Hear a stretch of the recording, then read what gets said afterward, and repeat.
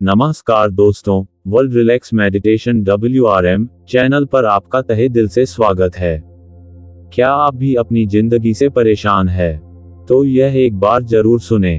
और सुनने से पहले मैं कहना चाहूंगा कि ये कहानी सुनते वक्त हेडफोन की आवाज थोड़ी धीमी रखें और वीडियो पूरी सुने। ठीक है, तो मैं भाग 1 शुरू करता हूँ। इसमें नायक की मानसिक स्थिति, हालात और परिवार में क्लेश की शुरुआती झलक को गहराई से दिखाऊंगा ताकि आप कहानी में पूरी तरह डूब सकें। कहानी, तूफान के बाद का आसमान। भाग 1, अंधेरा और बेचैनी। रात के 2 बज चुके थे। घर की बत्तियां बुझी हुई थीं, लेकिन राहुल की आंखें अब भी खुली थीं।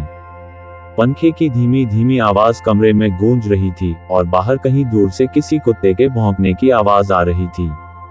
राहुल छत की तरफ देखता रहा। नींद तो जैसे कई महीनों से उसके पास आने से मना कर चुकी थी।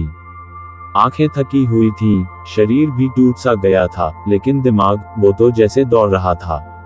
एक साथ सैकड़ों ख्याल, और हर ख्याल एक से बढ़कर बोझिल। क्या कर रहा हूं मैं अपनी जिंदगी का? क्यों ऐसा लगता है कि सब कुछ खत्म हो गया है? कल फिर वही खाली दिन, किसके लिए उठूं? राहुल पहले ऐसा नहीं था। कुछ साल पहले तक उसके पास सपने थे, उम्मीदें थीं और उन सपनों को पूरा करने की जिद भी। लेकिन अब सिर्फ एक थका हुआ शरीर और टूटा हुआ मन था। सुबह की रोशनी खिड़की से झांकने लगी, लेकिन राहुल को कोई फर्क नहीं पड़ा। उसकी पत्नी नेहा रसोई में चाय बना रही थी। बर्तन टकराने की आवाजें कमरे में आ रही थीं, और उन आवाजों के बीच एक अजीब सा तनाव भी था।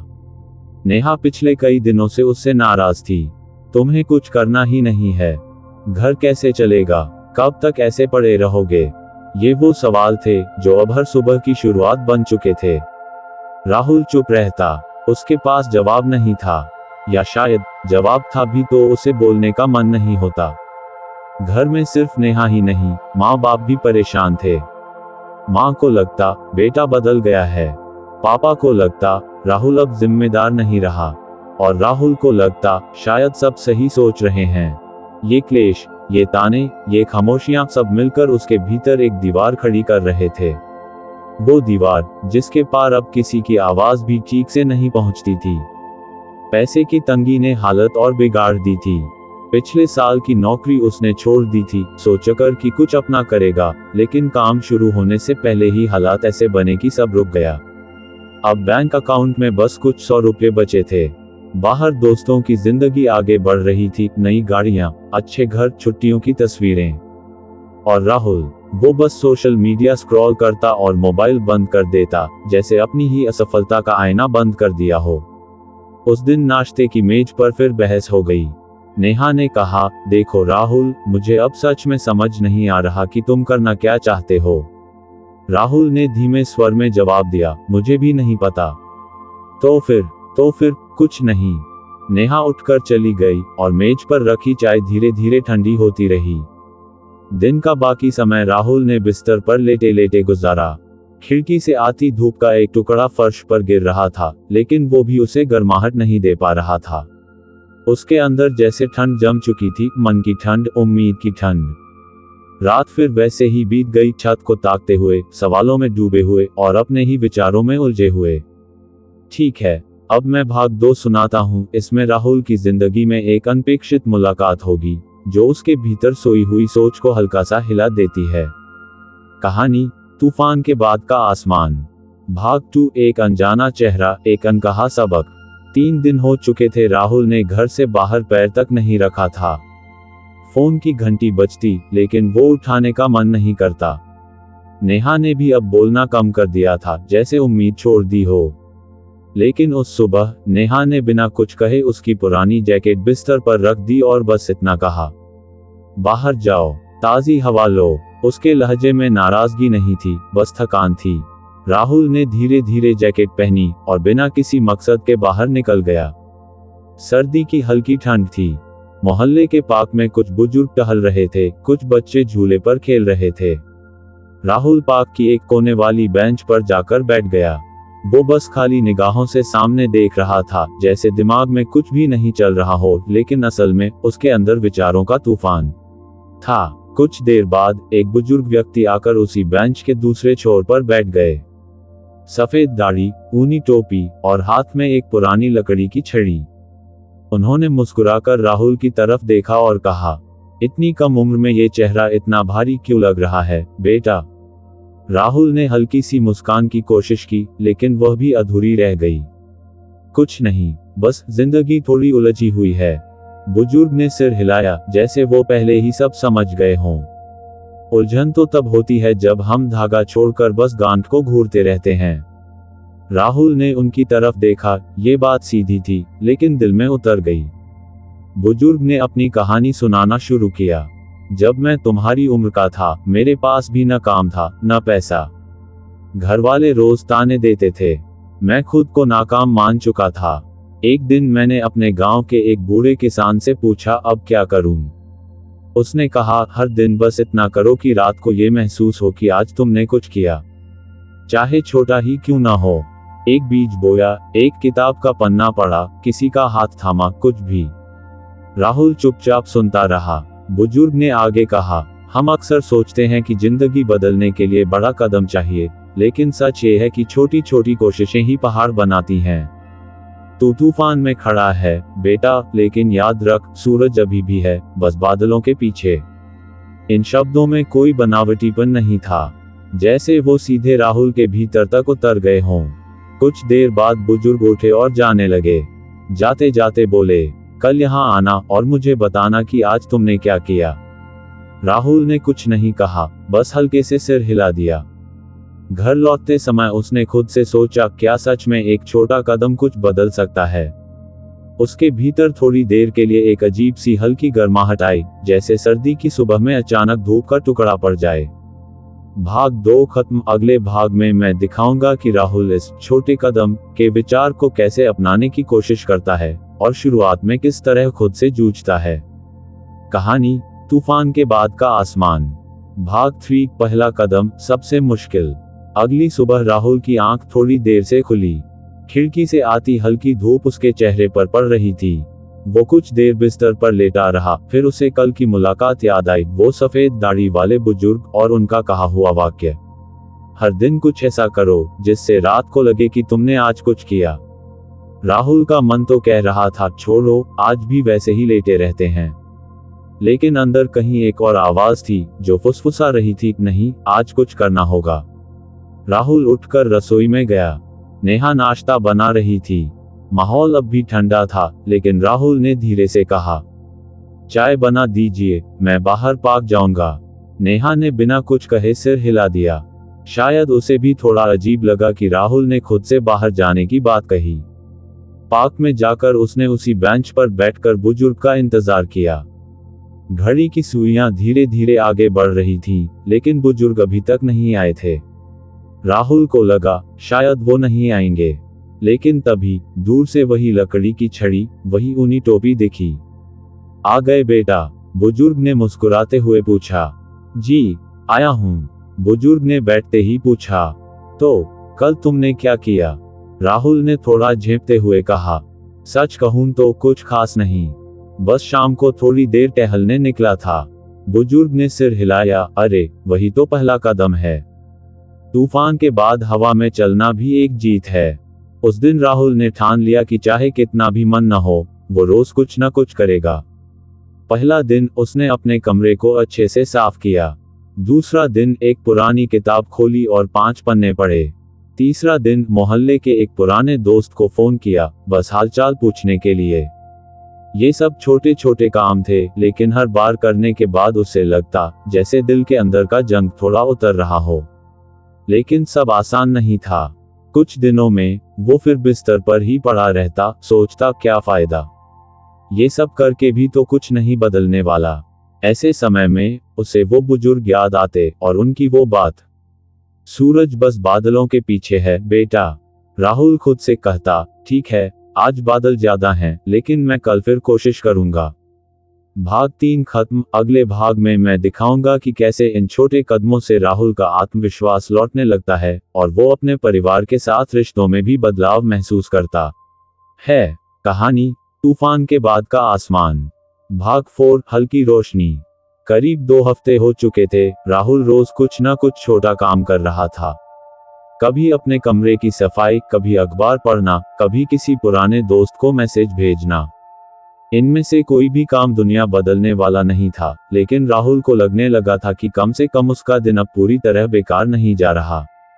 एक शाम, जब राहुल कमरे में किताब पढ़ रहा था, नेहा धीरे से अंदर आई। उसके हाथ में 2 कप चाय थे। राहुल ने थोड़ा चौंक कर पूछा, ये मेरे लिए? नेहा ने हल्के से मुस्कुराते हुए कहा, हाँ, आज सोचा साथ में चाय पीते हैं। चाय की गर्माहट कप से ज्यादा दिल में महसूस हो रही थी। कई दिनों बाद उनके बीच बिना किसी बहस के कुछ बातें हुई, हल्की फुल्की लेकिन सुकून भरी। अगले दिन राहुल ने माँ के साथ रसोई में मदद की। माँ ने पहले तो कहा, अरे रहने दो, तुमसे नहीं होगा। लेकिन फिर हंसते हुए बोली, अच्छा ये सब्जी काटो तो सही। उस दिन खाने की मेज पर पापा ने पहली बार बिना ताने के उससे बात की, मौसम के बारे में ही सही, लेकिन वो भी एक शुरुआत थी। राहुल को एहसास हुआ कि उसके बदलाव सिर्फ उसके अंदर नहीं, बल्कि उसके आसपास भी असर डाल रहे हैं। घर में बातें थोड़ी नर्म हो गई थीं, माहौल थोड़ा हल्का। ये चमत्कार नहीं था, बस एक छोटे छोटे कदमों का असर था, जैसे बारिश की हल्की बूंदें धीरे धीरे सूखी जमीन को भिगो देती हैं। पार्क में जब वो बुजुर्ग से मिला, तो उसने ये सब बताया। बुजुर्ग ने मुस्कुराते हुए कहा, देखा, तूने सिर्फ खुद को थोड़ा थोड़ा बदला और दुनिया खुद ब खुद बदलने लगी। राहुल ने सिर हिलाया, हाँ, लेकिन कभी कभी अब भी मन डर जाता है कि कहीं ये सब वापस पहले जैसा ना हो जाए। बुजुर्ग ने जवाब दिया, डर होना बुरा नहीं है बेटा। इसका मतलब है कि तू अब अपनी नई जिंदगी को खोना नहीं चाहता। बस याद रख, जैसे पहले तू खुद को रोज गिरने देता था, अब रोज थोड़ा थोड़ा उठने की आदत डाल। उस रात राहुल ने डायरी में लिखा, आज मैंने महसूस किया कि बदलाव तब शुरू होता है जब हम इंतजार करना छोड़ देते हैं और खुद से वादा करते हैं कि चाहे छोटा ही सही, आज का दिन बेहतर बनाएंगे। कहानी, तूफान के बाद का आसमान। भाग 4, हल्की रोशनी। करीब 2 हफ्ते हो चुके थे, राहुल रोज कुछ न कुछ छोटा काम कर रहा था। कभी अपने कमरे की सफाई, कभी अखबार पढ़ना, कभी किसी पुराने दोस्त को मैसेज भेजना। इनमें से कोई भी काम दुनिया बदलने वाला नहीं था, लेकिन राहुल को लगने लगा था कि कम से कम उसका दिन अब पूरी तरह बेकार नहीं जा रहा। एक शाम, जब राहुल कमरे में किताब पढ़ रहा था, नेहा धीरे से अंदर आई। उसके हाथ में 2 कप चाय थे। राहुल ने थोड़ा चौंक कर पूछा, ये मेरे लिए? नेहा ने हल्के से मुस्कुराते हुए कहा, हाँ, आज सोचा साथ में चाय पीते हैं। चाय की गर्माहट कप से ज्यादा दिल में महसूस हो रही थी। कई दिनों बाद उनके बीच बिना किसी बहस के कुछ बातें हुई, हल्की फुल्की लेकिन सुकून भरी। अगले दिन राहुल ने माँ के साथ रसोई में मदद की। माँ ने पहले तो कहा, अरे रहने दो, तुमसे नहीं होगा। लेकिन फिर हंसते हुए बोली, अच्छा ये सब्जी काटो तो सही। उस दिन खाने की मेज पर पापा ने पहली बार बिना ताने के उससे बात की, मौसम के बारे में ही सही, लेकिन वो भी एक शुरुआत थी। राहुल को एहसास हुआ कि उसके बदलाव सिर्फ उसके अंदर नहीं, बल्कि उसके आसपास भी असर डाल रहे हैं। घर में बातें थोड़ी नर्म हो गई थीं, माहौल थोड़ा हल्का। ये चमत्कार नहीं था, बस एक छोटे छोटे कदमों का असर था, जैसे बारिश की हल्की बूंदें धीरे धीरे सूखी जमीन को भिगो देती हैं। पार्क में जब वो बुजुर्ग से मिला, तो उसने ये सब बताया। बुजुर्ग ने मुस्कुराते हुए कहा, देखा, तूने सिर्फ खुद को थोड़ा थोड़ा बदला और दुनिया खुद ब खुद बदलने लगी। राहुल ने सिर हिलाया, हाँ, लेकिन कभी कभी अब भी मन डर जाता है कि कहीं ये सब वापस पहले जैसा ना हो जाए। बुजुर्ग ने जवाब दिया, डर होना बुरा नहीं है बेटा। इसका मतलब है कि तू अब अपनी नई जिंदगी को खोना नहीं चाहता। बस याद रख, जैसे पहले तू खुद को रोज गिरने देता था, अब रोज थोड़ा थोड़ा उठने की आदत डाल। उस रात राहुल ने डायरी में लिखा, आज मैंने महसूस किया कि बदलाव तब शुरू होता है जब हम इंतजार करना छोड़ देते हैं और खुद से वादा करते हैं कि चाहे छोटा ही सही, आज का दिन बेहतर बनाएंगे। भाग 4 खत्म। अगले भाग में मैं दिखाऊंगा कि कैसे राहुल एक नया लक्ष्य तय करता है और उसकी तरफ बढ़ते हुए बीच बीच में आने वाली रुकावटों का सामना करता है। कहानी, तूफान के बाद का आसमान। भाग 5, नया रास्ता, नई परीक्षा। जनवरी की ठंडी सुबह थी। राहुल अपनी डायरी के पन्ने पलट रहा था। पिछले 1 महीने में उसके लिखे छोटे छोटे नोट्स देखकर उसे एहसास हुआ कि उसने सच में बहुत छोटा लेकिन स्थायी बदलाव किया है। लेकिन अब उसके भीतर एक और सवाल उठ रहा था, क्या मैं ऐसे ही छोटे छोटे कदमों पर रुक जाऊं, या अब अगला कदम बड़ा होना चाहिए। उस शाम पार्क में बैठकर उसने बुजुर्ग से पूछा, मैं कुछ नया शुरू करना चाहता हूं, पर समझ नहीं आ रहा कि कहां से। बुजुर्ग ने कहा, तुम्हें किस चीज में अच्छा लगता है? राहुल ने थोड़ी देर सोचा, फिर बोला, मैंने कॉलेज में कुछ डिजाइन का काम सीखा था, लेकिन नौकरी में कभी इस्तेमाल नहीं किया। बुजुर्ग ने मुस्कुराकर कहा, तो बस वही उठाओ जो तुम्हें कभी अच्छा लगता था, उसे दोबारा हाथ में लो। उस रात राहुल ने इंटरनेट पर मुफ्त कोर्स खोजे, पुराने लैपटॉप की धूल साफ की और अपना पहला छोटा डिजाइन बनाने की कोशिश की। शुरू में सब गड़बड़ था, फॉन्ट गड़बड़, रंग गलत और फाइल बार बार क्रैश हो रही थी। लेकिन अजीब बात यह थी कि गुस्सा आने के बजाय उसे मजा आ रहा था। अगले कुछ हफ्तों में उसने छोटे छोटे डिजाइन बनाकर सोशल मीडिया पर डालने शुरू किए। पहले तो कोई खास रिस्पॉन्स नहीं आया, लेकिन एक दिन एक पुराना कॉलेज फ्रेंड ने मैसेज किया, भाई अच्छा काम है, मुझे अपनी कंपनी के लिए एक पोस्टर बनवाना है, करोगे? राहुल ने हाँ कहा और यही उसका पहला पेमेंट वाला काम बन गया। पैसे बहुत ज्यादा नहीं थे, लेकिन वो एहसास जैसे बरसों बाद किसी ने उसके अंदर के हुनर को छुआ हो। लेकिन जैसे ही चीजें थोड़ी बेहतर होने लगी, जिंदगी ने फिर से परीक्षा ले ली। एक दिन लैपटॉप अचानक खराब हो गया, डिजाइन का सारा काम वहीं फंस गया। राहुल के पास नया खरीदने या ठीक कराने के पैसे नहीं थे। उस शाम घर में फिर तनाव फैल गया। नेहा ने कहा, देखो, मैं चाहती हूं तुम ये काम करो, लेकिन अगर ऐसे ही रुक रुक कर होगा तो कैसे चलेगा? राहुल चुप रहा। उसके भीतर डर और निराशा फिर से लौटने लगी। लेकिन इस बार फर्क ये था, अब वो जानता था कि हार मानने से कुछ नहीं बदलता। अगले दिन उसने पार्क में जाकर बुजुर्ग को सब बताया। बुजुर्ग ने बस इतना कहा, जब तूफान आता है, पेड़ दो काम करते हैं, कुछ टूट जाते हैं, कुछ झुक जाते हैं, लेकिन टिके रहते हैं। तू कौन बनना चाहता है? राहुल ने गहरी सांस ली और कहा, मैं झुक जाऊंगा, लेकिन टिके रहूंगा। उसने अपने पुराने दोस्तों से संपर्क किया, थोड़े पैसे उधार लिए और लैपटॉप ठीक करवाया। फिर बिना रुके अपने काम में जुट गया। हर नया डिजाइन, हर नई कोशिश उसे अपने लक्ष्य के करीब ले जा रही थी। भाग 5 खत्म। आखिरी भाग में मैं दिखाऊंगा कि कैसे राहुल की ये कोशिशें एक बड़े मौके में बदलती हैं और कैसे वो अपने परिवार और खुद के लिए एक नई शुरुआत करता है। कहानी, तूफान के बाद का आसमान। भाग 6। नई सुबह। फरवरी के आखिरी हफ्ते की सुबह थी। राहुल अपने छोटे से वर्कस्पेस में बैठा था, वही कमरा जो कुछ महीने पहले धूल और बिखराव से भरा था, अब एक मेज, एक लैपटॉप और एक छोटा पौधा सजाए हुए था। उस पौधे को उसने नाम दिया था नई शुरुआत। पिछले 2 महीने में राहुल ने अपने डिजाइन का पोर्टफोलियो बना लिया था। अब उसके पास 3-4 रेगुलर क्लाइंट थे जो हर हफ्ते उससे काम करवाते थे।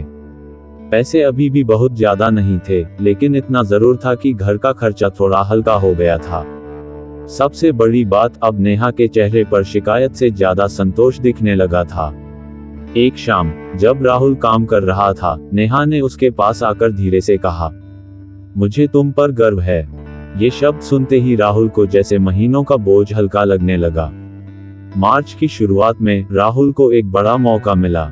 एक डिजाइन एजेंसी जो फ्रीलांस टैलेंट ढूंढ रही थी, ने उसके काम को देखकर उसे इंटरव्यू के लिए बुलाया। इंटरव्यू ऑनलाइन था, लेकिन राहुल के लिए ये एक बड़ी बात थी।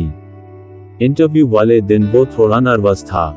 नेहा ने चाय बनाकर दी और कहा, तुम्हें जो आता है वही दिखाना, बाकी भगवान देख लेंगे। राहुल ने इंटरव्यू दिया ईमानदारी से, बिना दिखावा किए। 2 दिन बाद उसे मेल आया। ये खबर सुनकर राहुल चुपचाप खिड़की के पास गया, आसमान की तरफ देखा और मुस्कुराया।